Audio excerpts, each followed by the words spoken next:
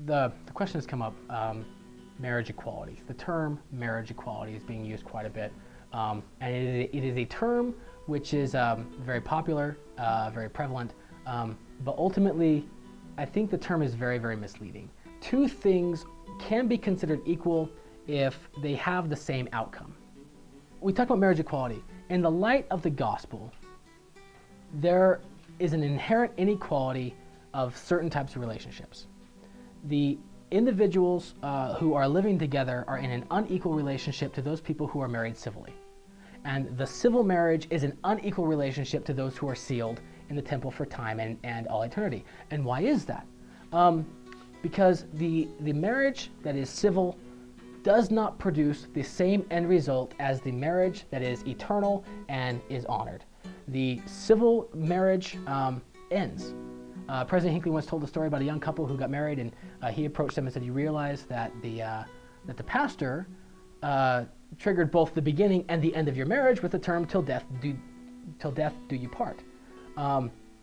Because this type of a marriage, this strictly civil earthly marriage, has a distinct end, it cannot produce the same results as the eternal marriage, and thus the temporal marriage, no matter what the feelings are of the two people who are married, is inferior to the eternal marriage.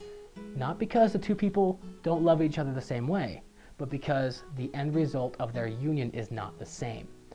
Let's say the church does in fact reverse its role, and it says, you know what, we were wrong on Prop 8, we're wrong on marriage.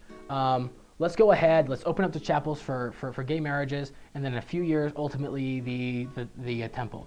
And two men go in, and they get married, and one day they die. Then what? On the other hand, you have a young couple whose marriage is after the divine archetype. They have honored their covenants. They've done everything that they could do. They raised a family. They had children. Those children were sealed to them.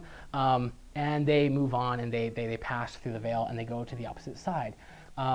Because the marriage between the man and the woman is after the eternal archetype and after the specific image of God, they have an eternal increase. They continue to progress. They have an eternal progression as a married unit of husband and wife, just like our heavenly parents do. Okay. On the opposite side, the union that is specifically infertile and cannot procreate and is not after the eternal archetype of God, it stops. Yes, they may be married. Yes, they may love each other just as much as the husband and wife do. But the end result of their union is not the same. They cannot have the eternal progression because the union in which they entered into is not after the eternal archetype. It is not after the pattern of God. They cannot have children sealed to them. The children are entitled to a mother and father, as is stated in the proclamation of the family, and therefore the Lord is not going to rob those children of an eternity with their mother and father so that these two people can have a love and say, yes, we raised a family together. It doesn't work that way. The Lord would never tell his children, yes, millions of your brothers and sisters can be sealed to their parents, but you can't.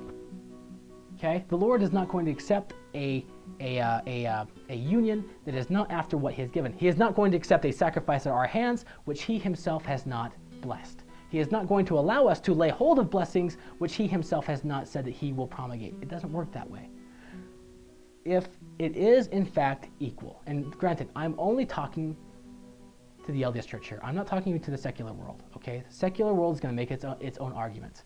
In light of what we know about God and the eternal purposes of the family, the two unions are not equal.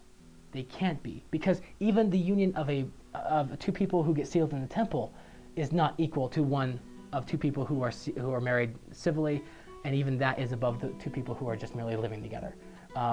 So the term marriage equality, yes, it's a real term. Yes, it's being used. It's very popular. But ultimately, in light of eternal progression, there is an inherent inequality between certain types of relationships. And if the Lord says, you know what, everything is equal, then he also has to go back and make recompense for that for every generation of every child that has ever lived, going all the way back to Adam. The Lord has already given it. It's already there. we do not have the option or the opinion of changing it now because our temporal hubris says that we know better.